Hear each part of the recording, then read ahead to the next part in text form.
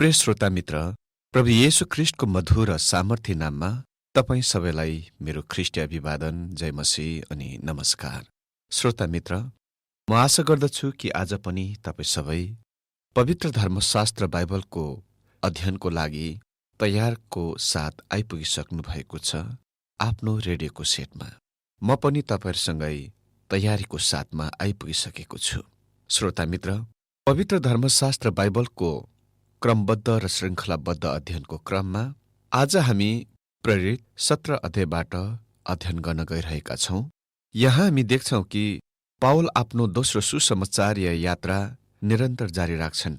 16 अध्यायमा पनि हामीले पावलको दोस्रो सुसमाचार यात्राको निरन्तर जारी राखेको देखेका थियौं, जहाँ तिनले सर्वप्रथममा सुसमाचार लिएर युरोपमा गएका थिए, जुन संसारको पूरा इतिहासमा सबभन्दा महत्त्वपूर्ण घटनाहरूमध्ये एक घटना हो।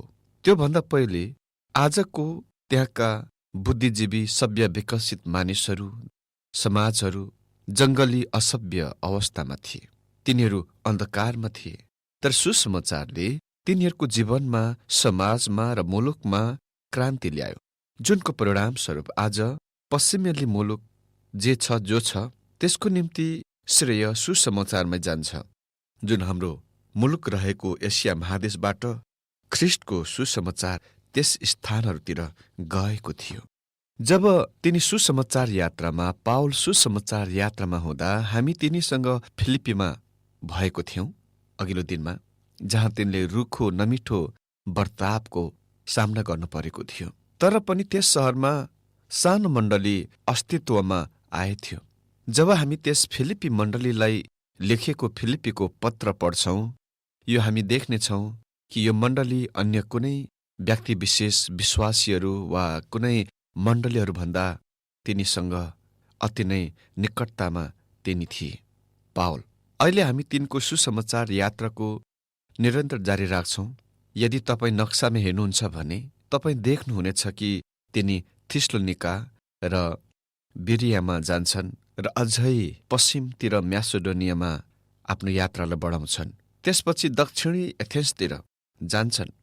थिस्सलुनिका एक अर्को सुसमाचार प्रचार क्रियाकलापको लागि महत्त्वपूर्ण रोकाइ हो, जहाँ तिनी रोकेका थिए त्यहाँ।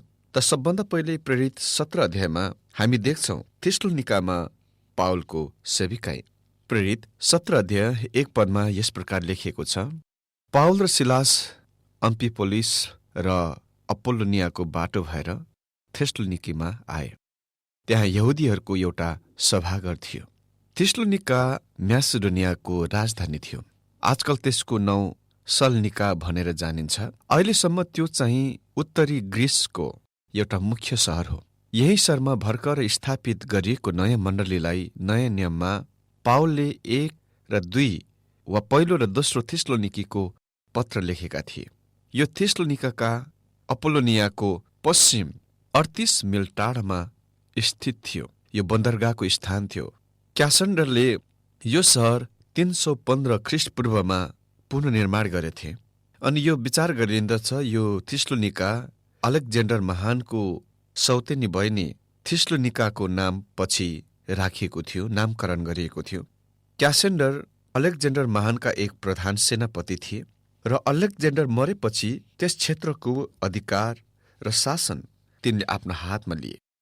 पावलको समयसम्ममा यो सहर रोमी उपनिवेश अन्तर्गत थियो र त्यहाँ धेरै यहुदीहरू थिए र त्यहाँ एक सभाघर पनि थियो। 2 र 3 पदमा भनिएको छ, पावल आफ्नो आदत अनुसार तिनीहरू कहाँ भित्र गए र 3 सातासम्म धर्मशास्त्रबाट तिनीहरूसँग बहस गर्दै रहे। ख्रिस्टलाई आवश्यक दुःख भोग्नु र मृतकबाट जीवित हुनु पर्थ्यो र यिनै येशू जसको सुसमाचार म तपाईहरूलाई सुनाउँछु, उहाँ नै ख्रिस्ट हुनुहुन्छ भन्ने कुराको अर्थ खोलिकन तिनले प्रमाणित गरिदिए। मित्र, पावल आफ्नो चलन अनुसार जहाँ गए पनि सबभन्दा पहिले आफ्नो सुसमाचार यहुदी सभाघरबाट आरम्भ गर्थे र अहिले पावलले यहुदी सभाघरमा पसिकन यहुदीहरूलाई धर्मशास्त्रबाट ख्रिस्टको मृत्यु, उहाँको दफन र पुनरुत्थानको स्पष्ट पारिदिन्छन्। भन्छन् ख्रिस्टलाई अवश्य दुःख भोग्नु र मृतकबाट जीवित हुनु पर्थ्यो। पद 3 अनुसार यहाँ छोटकरीमा हामी पाउलको सुसमाचार देख्छौं। पहिलो, ख्रिस्टले हाम्रो पापको निम्ति दुःख भोग्नु पर्यो, हाम्रो सट्टामा उहाँ मर्नु पर्थ्यो। दोस्रो, ख्रिस्ट मृतकबाट जीवित हुनु पर्थ्यो, उहाँ स्वर्गीयमा उचालिनु पर्थ्यो, जहाँ उहाँ परमेश्वरको दाहिने बाहुलीपट्टि विराजमान हुनुभएको छ। यहुदी धर्मशास्त्र अर्थात् बाइबलको पुरानो नियमको अगमवक्ताहरूले ख्रिस्ट आउनुहुनेछ भनी अगमबाडी बोलेका थिए। यिनै येशू ख्रिस्ट भन्नुहुन्छ, जसको बाटो यहुदीहरू हेर्दै आएका थिए। पावल थिस्सलुनिकामा 3 विश्राम दिनहरू मात्र थिए, त्यहाँ रहे र येशू ख्रिस्टको पुनरुत्थानको सन्देश उनको थियो। हामी देख्छौं तिनीहरूले उहाँलाई ग्रहण गरे, येशूलाई ग्रहण गरे। 4 पदमा भनिएको छ, तिनीहरूमध्ये कतिजना विश्वास गरेर पावल र सिलासतर्फ लागे। ठूलो संख्यामा ईश्वर भक्त ग्रीकहरू र कतिपय प्रमुख महिलाहरू पनि लागेका थिए। तिनीहरूमध्ये कोही कोहीले विश्वास गरे। मित्र, यो सधैँ हुन्छ जब तपाईँ परमेश्वरको वचन बाँड्नुहुन्छ, दिनुहुन्छ। तिनीहरूमध्ये कोही कोहीले विश्वास गरे र उही समयमा विश्वास कसैले गर्दैनन्। अल्पसंख्याले विश्वास गर्छन् भने बहुसंख्याले विश्वास गर्दैनन्। भनिएको छ, भक्त ग्रीकहरूमध्ये ठूलो भीड र प्रमुख स्त्रीहरूमध्ये धेरै पावल र सिलासतर्फ लागे। अनि 5 पदमा भनिएको छ, तर डाहाले भरेर यहुदीहरूले बजारका बदमासहरूलाई जम्मा गरी हुल उठाएर शहरमा खैला बैला मचाउन लाए अनि यासोनको घरमा हमला गरेर पावल र सिलासलाई जनताको सामुन्ने ल्याउन खोजे। पिसिदिया, अन्टिओकमा र अरूहरू शहरहरूमा जस्तै थिस्सलुनिकामा भएका यहुदीहरू ढाहाले भरिए र गडबड गर्न खोजे, कारण परमेश्वरको भय मान्नेहरू धेरैजना उनीहरूतर्फ होइन, तर पावलतर्फ र सिलासतर्फ फर्किरहेका थिए। अनि 6-7मा भनिएको छ, तिनीहरूलाई फेला पार्न नसक्दा उनीहरूले यासोन र कुनै कुनै भाइहरूलाई शहरका शासकहरूका यसो भनेर कराउँदै घिस्याएर ल्याए, संसारलाई उलट पुलट पार्ने यी मानिसहरू यहाँ पनि आइपुगेका छन्। तिनीहरू यासोनको पाहुना भएका छन् र तिनीहरू सबैले येशू भन्ने एकजना अर्कै राजा छन् भनेर कैसरका हुकुमको विरुद्ध काम गर्दछन्। पावल र सिलास जेसन नाउँका एकजना नयाँ विश्वासीको घरमा बसिरहेका थिए। तिनीहरूलाई फेला नपारेर भिडले जेसन र कुनै अरू चेलाहरूलाई, विश्वासीहरूलाई शहरका शासकहरूको अगाडि ल्याए र जेसनमाथि संसारलाई उलट पुलट पार्ने यी विदेशी प्रचारकहरूलाई पाहुना राखेछन् भन्ने दोष लगाए। एक प्रकारले यो दोष सत्य थियो, किनकि शैतानको राज्यलाई यी प्रचारकहरूले निश्चय नै उलट पुलट पारिरहेका थिए। पावल र सिलासमाथि अन्य विदेशी धर्म प्रचार गरिरहेको छन् भन्ने दोष लगाएको मात्र होइन, तर तिनीहरूले रोमी सम्राट कैसर बाहेक अर्को राजाको विषयमा प्रचार गर्छन् भन्ने तिनीहरूलाई दोष पनि लगाए। त्यसरी अर्को राजाको नाम उच्च पार्नु कैसरको विरुद्ध एउटा ठूलो अपराध थियो। पद 7-9 भनिएको छ, तिनीहरू याप्सिनको पाहुना भएका छन् र तिनीहरू सबैले येशू भन्ने एकजना अर्को राजा छन् भनेर कैसरको हुकुमको विरुद्ध काम गर्दछन्। यो कुरा सुनेर मानिसहरू र शहरका शासकहरू आत्तिए। उनीहरूले यासोन र तिनका साथमा भएका बाँकी मानिसहरूसँग ढरौटी लिएर तिनीहरूलाई छोडिदिए। यो कुराको याद राख्नुहोस् कि यो रोमी उपनिवेश थियो जुन कैसरको वा सिजरको आदेश र शासन र नियम अनुसार चल्दथ्यो। यहाँ हामी देख्छौँ कि जेसन र अरू चेलाहरू ढरौटी वा जमानत लिए र छोडिदिए। यसपछि हामी देख्छौँ बिरियामा पावलको सेविकाई। 10 पदमा भनिएको छ, भाइहरूले तुरुन्तै पावल र सिलासलाई राति नै बेरिया पठाइदिए। अनि जब तिनीहरू त्यहाँ पुगे तब तिनी यहुदीहरूको सभाघरभित्र गए। तपाईँ सोच्नुहुँदो हो, अब त निश्चय नै यो अनुभवले तिनलाई सुसमाचार प्रचारमा दिक्क लगाउनेछ, तिनको जोश र उत्साहलाई निभाउनेछ, कम गर्नेछ, निरुत्साहित गर्नेछ। मित्र, यसले कति पनि त्यो गरेन। तिनी निरन्तर जारी राख्छन् आफ्नो सुसमाचार कामलाई। अनि तिनी बिरियामा जान्छन् जुन थिस्सलुनिकाबाट 30 कोस पश्चिममा पर्थ्यो। 11 र 12 पदमा भनिएको छ, यहाँका यहुदीहरू थिस्सलुनिकीकाहरू भन्दा बढी भला थिए, किनभने तिनीहरूले बडो उत्सुकता साथ वचन ग्रहण गरे र ती कुराहरू ठिकै त्यस्तै हुन् कि होइनन् भनी दिनुहुँ धर्मशास्त्र छानबिन गर्थे। यसकारण यिनीहरूमध्ये धेरैले साथै निकैजना उच्च घरानाका ग्रीक महिलाहरूले र पुरुषहरूले समेत विश्वास गरे। बिरियामा बस्ने यहुदीहरूका मन खुला थिए र तिनीहरूले यस नयाँ प्रचारक पाउलको कुरा ध्यान लगाई सुने। अनि पाउलको वचन धर्मशास्त्रमा लेखिएको वचनसँग तिनीहरूले तुलना गरे, दाँजो गरे। हामीहरू पनि बिरियामा भएका यी मानिसहरूले जस्तै गरौँ। जहिले पनि जहाँ पनि हामी कुनै नयाँ शिक्षा सुन्छौँ, पहिले बाइबलमा लेखिएका कुरासँग त्यो शिक्षा मिल्छ कि मिल्दैन भनेर हामीले जाँचेर दाँजो गरेर निश्चय गर्नुपर्छ। मिल्दैन भने त्यो शिक्षा झुटो हो भन्ने हामीलाई थाहा हुनेछ। मित्र, जब बिरियाका यहुदीहरूले धर्मशास्त्र दाँजेर पाउलको सुसमाचारलाई मिलाए, तब तिनीहरूले सत्य भएको थाहा पाए। तिनीहरू धेरैले प्रभुमा विश्वास गरेर धेरै इज्जतदार ग्रीक स्त्रीहरू पुरुषहरूले पनि विश्वास गरे। अनि 13 र 14मा भनिएको छ, तर जब परमेश्वरको वचन पाउलद्वारा बेरियामा पनि प्रचार भइरहेको छ भन्ने थेसलोनिकाका यहुदीहरूले थाहा पाए, तब उनीहरू त्यहाँ पनि भिडहरूलाई उचाल्न र उक्साउन आइपुगे। तब भाइहरूले तुरुन्तै पाउललाई समुद्रपट्टि पठाइदिए। तर सिलास र तिमोथी चाहिँ त्यही नै बसे। अनि हामी देख्छौं अगाडि पाउल एक्लै एथेन्समा जान्छन् र त्यहाँ सेविकाई गर्छन्। 15 पदमा भनिएको छ, पाउललाई पुर्याउन जानेहरूले तिनलाई एथेन्ससम्म ल्याए। सिलास र तिमोथी चाहिँ जति सक्दो चाँडै तिनी कहाँ आउनुपर्छ भन्ने आज्ञा पाएर तिनीहरू फर्के। पाउल एथेन्समा जान्छन्। उसले त्यहाँ सिलास र तिमोथीलाई पर्खन्छन्। उसले सम्भवतः तिनीहरूलाई भने, तिमीहरू थेसलोनिकामा विश्वासीहरूलाई चेक गर्न, जाँच गर्न जाऊ र त्यहाँ कति मण्डली प्रगति भइरहेको छ सो हेर, र बिरियाको विश्वासीहरूलाई पनि जाँच गर। त्यसपछि तिमीहरू म कहाँ आऊ एथेन्समा। अनि 16 पदमा भनिएको छ, पाउलले तिनीहरूलाई एथेन्समा पर्खिरहँदा त्यो सहरलाई मूर्ति नै मूर्तिले भरिएको देखेर तिनको आत्मा तिनीभित्र व्याकुल भयो। एथेन्स त्यस समयको विश्वको सांस्कृतिक केन्द्र थियो। वास्तवमा जब कसैले एथेन्सको बारेमा सोच्दछ, त्यसले संस्कृतिको बारेमा सोच्छ। तैपनि त्यो सहर प्रतिमाले भरिएको सहर थियो। यो देखेर पाउल अति नै धेरै विचलित भए। 17 पदमा भनिएको छ, यसै कारण तिनले यहुदीहरू र ईश्वर भक्त जनहरूसँग सभाघरमा र भेटेका जतिसँग चाहिँ बजारमा दिनुहुँ तर्क गर्थे। तपाईलाई यादै होला कि पाउल टेन्ट बनाउने, पाल बनाउने व्यक्ति थिए र मलाई लाग्छ जब तिनी बजारमा जान्थे तिनले केही पालहरू, टेन्टहरू बेच्थे। जब पालहरू बेच्दा तिनले प्रभु येशू ख्रीष्टको बारेमा बताउँथे र मानिसहरू उसको कुरा सुन्न रुचि लिन आरम्भ गरे। 18 पदमा भनिएको छ, 18 पदमा, इपिक्युरी र स्तोइकी दार्शनिकहरूमध्ये पनि कतिले तिनीसँग वाद विवाद गरे। उनीहरू कतिले भने यो बकबके के भन्छ, अरूहरूले भने अरू कुनै विदेशी देवदेवताहरूको प्रचार गर्ने जस्तो देखिन्छ, किनकि तिनले येशू र मृतकबाट जीवित हुने कुराको प्रचार गर्थे। इपिक्युरस नाउँका एकजना प्रख्यात ग्रीक दार्शनिक थिए जो ख्रीष्टको पालोभन्दा 300 वर्ष अगाडि जन्मेका थिए। तिनको मत मान्नेहरूलाई इपिक्युरी भनिन्थ्यो। तिनीहरूको विचारमा आफैलाई कुनै पनि कुराद्वारा, चाहे काम वासनाबाट होस्, चाहे मद्यपानबाट होस्, खुसी र सन्तुष्ट पार्न बाहेक जीवनको अर्को कुनै मतलब थिएन वा मतलब छैन तिनको दर्शन शास्त्र अनुसार। अनि स्तोइकीहरू उल्टा कुरा सिकाउँथे। तिनीहरूको विचार चाहिँ मानिस बलियो भई दुःख र कष्ट सहनै सक्ने हुनुपर्छ। मानिसले आफैलाई खुसी पार्ने होइन, तर आत्मा स्वयं गरेर आफैलाई अधीनमा राख्न कोसिस गर्नुपर्छ भन्ने तिनीहरूको मुख्य शिक्षा थियो। यी दुई मत मान्नेहरूले पाउलको कुरा सुने र तिनलाई गिल्ला गरे।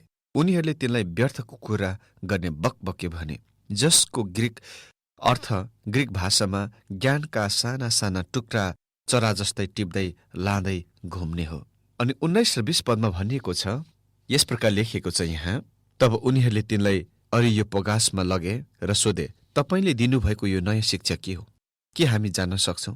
किनकि तपाईँ हाम्रो कानमा अनौठा कुराहरू सुनाउँदै हुनुहुन्छ। यसकारण यी कुराको मतलब के हो सो हामी जान्न चाहन्छौं। अरेयापागस खास गरी एथेन्सको माझमा रहेको एउटा डाँडा हो। पहिले एथेन्सका शासक र धर्मगुरुहरूको महासभा हुने गर्दथ्यो यहाँ। यसपछि त्यो महासभा आपसी आप अर्पगैस भन्ने नाउँबाट कहलिन पुग्यो र एथेन्समा भएका सबै भइरहने कुरामा त्यो महासभाको ठूलो अधिकार थियो। पाउलको भाषणमा त्यो अरेयापागस नाउँको सभाले एथेन्समा आउने सबै नयाँ शिक्षकहरूलाई सोधपुछ गर्थ्यो। त्यसकारण आफ्नो शिक्षाको अर्थ बुझाउनलाई पाउल यस सभाको अगाडि लगिए। 21 पदमा भनिएको छ, सबै एथेनीहरू र त्यहाँ बस्ने विदेशीहरू नौलो नौलो कुरा भन्न वा सुन्न बाहेक आफ्नो समय अरू कुनै कुरामा बिताउँदैनथे। ग्रिकहरूमाथि रोमीहरूले आखिरमा विजय गर्ने कारणहरूमध्ये एउटा चाहिँ यही थियो कि ग्रिकहरू थोरै लडाईँ गर्ने र धेरै बहस गर्ने मानिसहरू थिए। तिनीहरू सधैँ आफ्नो नयाँ नयाँ ज्ञानको खोजीमा र ज्ञानको प्रकट गर्न चाहन्थे। तिनीहरू नयाँ दर्शन शास्त्रकोसँग नयाँ कुरासँग प्रकट हुन आउन प्रयत्न गर्थे। मित्र, तिनीहरूले काम गर्दैनथे, तिनीहरू खाली बहस गर्थे र नयाँ सिद्धान्त, शिक्षा र दर्शनशास्त्रको विवेचना गर्न वा समाधान गर्नको निम्ति प्रस्तुत गर्थे। मित्र, मानव जाति त्यस अत्याधिक विकसितको वा प्रगतिको स्थानमा पुगे भनी ठान्दछ। तिनीहरू सोच्दछन् कि तिनीहरू केही विशेष कुरा जान्दछन्, जबकि तिनीहरू केही जान्दैनन्। तिनीहरू सम्पूर्ण विश्वमा सबभन्दा महत्त्वपूर्ण तथ्यहरूको जान्दैनन्। हामी देख्छौं अगाडि अरायापागसमा पावलको भाषण 22 पदमा भनिएको छ। पावलले अरियपगासको बीचमा खडा भएर भने, एथेन्सका मानिस हो, तपाईहरूलाई म सब कुरामा अति धर्मानुरागी देख्छु। हजुर, एकातिर यहुदीहरू र एकमात्र सत्य परमेश्वरको जान्ने मानिसहरूको अगाडि पावलको धर्मोपदेशको एउटा राम्रो उदाहरण प्रेरित 13 अध्याय 16देखि 41 पदमा लेखिएको छ। अर्कोतिर यहाँ एथेन्समा ग्रिकहरू अर्थात् अन्य जातिहरूका अगाडि पावलको भिन्नै किसिमको प्रचारको उदाहरण यस खण्डमा लेखिएको छ। यी ग्रिकहरू धेरैजसो ग्रिक धर्मका झुट्टा देवदेवताहरूलाई पूजा गर्थे। त्यसकारण आफ्नो सन्देशको सुरुमा पावलले संसारमा र त्यसमा भएका यावत थोकहरू बनाउनु हुने परमेश्वरको बारेमा बताउँछन् र सन्देशको अन्त्यमा तिनी उही परमेश्वरको पूरा संसारको इन्साफ गर्नुहुनेछ भनेर भन्छन्। एथेन्सका बासिन्दाहरू अति नै धर्मानुरागी थिए, धार्मिक थिए, तर कुनै धर्म अथवा त्यसका रीतिथितिले मानिसलाई कति पनि फाइदा दिँदैन। विभिन्न धर्म मान्यहरू प्रशस्त छन् जो एकदमै धार्मिक पनि छन्, तर तिनीहरूले उद्धार पाएका छैनन् र पाउँदैनन्। ख्रिस्टमा विश्वासद्वारा मात्रै मानिसले उद्धार पाउन सक्छ। धर्मात्मा अथवा धर्मानुरागी भएको कारणले मानिसलाई उद्धार मिल्दैन। ग्रिकहरू धर्मानुरागी छन् भन्नको अर्थ अर्को पनि छ, अर्थात् एथेन्सका मानिसहरू जो बलि चढाउँछन् त्यो परमेश्वरलाई होइन तर भूतप्रेतहरूलाई। अन्धविश्वास चाहिँ त्यही नै हो। एथेन्सका मानिसहरूसँग पूरा संसारमा भएको सबभन्दा महान र उच्च ज्ञान थियो, तैपनि तिनीहरूले साँचो परमेश्वरलाई चिन्दैनथे। संसारले आफ्नो बुद्धिद्वारा परमेश्वरलाई चिन्न सकेन र सक्दैन। अमित्र, पावलले आफ्नो सन्देशमा भन्छन् कि उसले तिनीहरूले पूजा गर्ने आराधना चाहिँ त्यसको आधारभूत वस्तुको देखे। उसले तिनीहरूका प्रतिमा र मन्दिरहरू देखे। वास्तवमा त्यहाँ अवस्थित सुन्दर पार्थेन भनिने मन्दिर एथेना देवीको निम्ति बनाइएको थियो, जो एथेन्सवासीहरूको कन्या देवी थियो। त्यहाँ जताततै वरिपरि प्रतिमाहरू थिए। पावलले भने, मैले ती सबै ध्यानपूर्वक हेरे र प्रतिमाहरूको बीचमा मैले एक वेदी देखे जहाँ नजानिएको देवता लेखिएको थियो। अहिले त्यो नजानिएको देवताको अर्थ यो हुन सक्थ्यो कि एथेन्सवासीहरू फराकिलो विचारका उदारचित्तका स्वतन्त्रवादीहरू थिए। तिनीहरू कसैलाई वा कुनैलाई पनि छोड्न चाहँदैनथे। यदि कोही एथेन्समा गएर सोधे कि तिमीहरूसँग हाम्रो देवताको निम्ति वेदी छैन, तब तिनीहरूले उत्तर दिनेथे, मित्र, त्यो वेदी वास्तवमा तपाईँको देवताको निम्ति हो। त्यस तरिकामा परदेशीहरू, विदेशीहरू त्यो नजानेको देवता भनी खोपिएको वेदीमा आएर आराधना पूजा गर्न सक्थे, यो विश्वास गर्दै कि यो तिनको देवताको निम्ति बनाइएको थियो। अर्थात् यसको अर्थ यो पनि हुन सक्छ कि तिनीहरूले महसुस गरे कि त्यहाँ एक सत्य परमेश्वर थियो जसलाई तिनीहरू जान्दैनन्। धेरै अन्य जातीय मानिसहरू यो कुराको महसुस गर्छन् कि तिनीहरूको प्रतिमाहरूको पछि, तिनीहरूको आस्थाको पछि सत्य र जीवित परमेश्वर छ।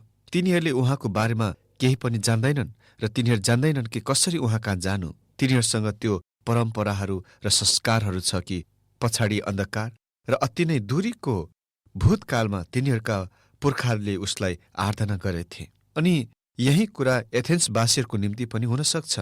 पावलले यो तथ्यलाई आफ्नो सन्देशको निम्ति मुख्य विषय बनाएर प्रयोग गर्छन्। पावल भन्छन् कि त्यही नजानेको देवताको निम्ति बताउन चाहन्छु। पावल भन्छन् कि तिनीहरूलाई त्यो परमेश्वरको बारेमा भन्न चाहन्छन् जसलाई तिनीहरू जान्दैनन्। अमित्र, यो राय सम्भवत ती एथेन्सवासीहरूलाई सजिलै पचेन, किनकि तिनीहरू विचार गर्थे कि तिनीहरू हरेक कुरा जान्दछन्। तर जे होस्, अहिले पावल तिनीहरूलाई तिनीहरूले नजानेको परमेश्वरको बारेमा बताउन गइरहेका छन्। सबभन्दा पहिले भन्छन् उहाँ सृष्टिकर्ता परमेश्वर हुनुहुन्छ। 24 पदमा भनिएको छ, परमेश्वर जसले संसार र त्यसमा भएका यावत थोक बनाउनुभयो, उहाँ स्वर्गीय र पृथ्वीका प्रभु भएका हुनाले हातले बनाएको मन्दिरमा बास गर्नुहुन्न। मित्र, परमेश्वरले पुरानो नियममा अति नै स्पष्ट बताउनु भएको थियो कि जब उहाँले पवित्र वासस्थान वा भेट हुने तम्बु र मन्दिरको नमुना रूपरेखा इस्राएलीहरूलाई दिनुभयो तापनि उहाँ एक भौगोलिक निश्चित स्थानमा बास गर्नु भएन। सुलेमानले यो तथ्यको जानेका थिए र तिनले मन्दिर समर्पणमा आफ्नो प्रार्थनामा भने, पहिलो राजा 8:27 तर साँच्ची नै के परमेश्वर पृथ्वीमा बास गर्नुहुन्छ र? हेर्नुहोस्, उच्चभन्दा पनि उच्च स्वर्गीयमा तपाईँ अटाउनुहुन्न। मैले बनाएको यो भवनमा त झन् कसरी अटाउनुहुन्छ?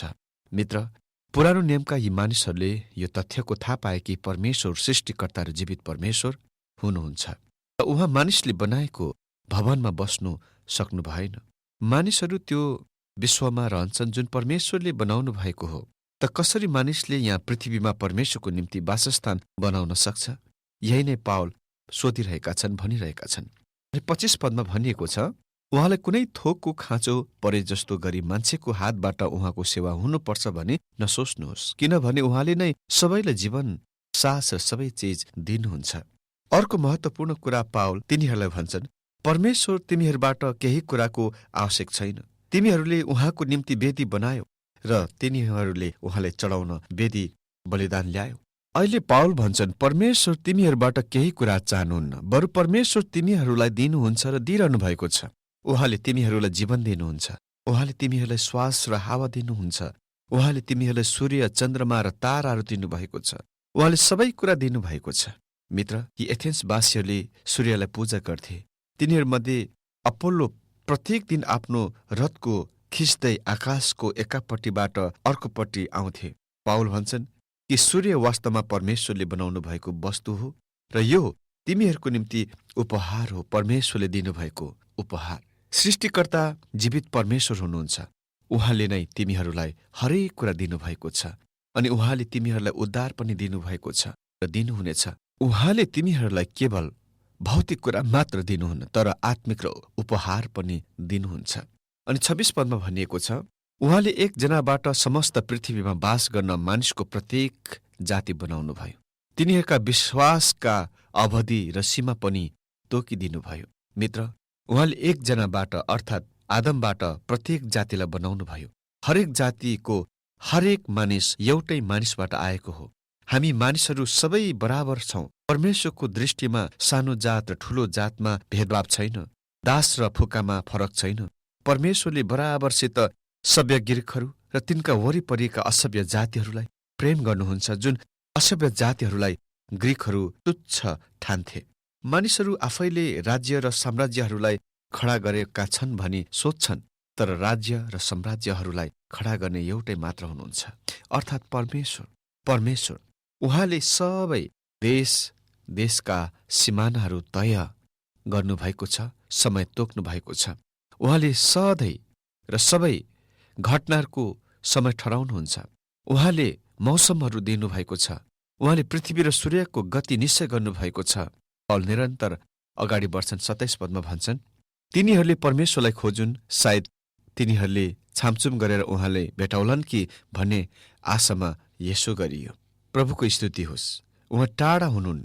प्रत्येकले उहाँलाई पाओस् भन्नको खातिर र उद्धार पाओस् भन्नको खातिर उहाँ सधैँ नजिक हुनुहुन्छ। उहाँ आज पनि तपाईँको नजिक हुनुहुन्छ, तपाईँसँग हुनुहुन्छ, किनभने उहाँ तपाईँलाई प्रेम गर्नुहुन्छ। अनि 28 पदमा भनिएको छ, किनभने हामी उहाँमा जिउँछौँ र उहाँमा चहल पहल गर्छौँ र उहाँमा हाम्रो अस्तित्व छ। तपाईँहरूका आफ्नै कविहरूले पनि भनेका छन्, हामी निश्चय उहाँको सन्तान हौँ। परमेश्वर हामीबाट टाढा हुनुहुन्न, किनभने हामी उहाँमा जिउँछौँ र उहाँमा चहल पहल गर्छौँ र उहाँमा हाम्रो अस्तित्व छ। यो भनाइ एउटा ग्रीक कविले कविताबाट पावलले उद्धृत गरेका छन्, कारण पावल ग्रीकहरूलाई यही साँचो परमेश्वरको बारेमा केही न केही थाहा छ भनेर तिनीहरूलाई देखाउन चाहन्छन्। अर्को एकजना ग्रीक कविले ग्रीकहरूको मूल देवता जुपिटरको विषयमा लेखे, हामी निश्चय नै उहाँकै सन्तान हौँ।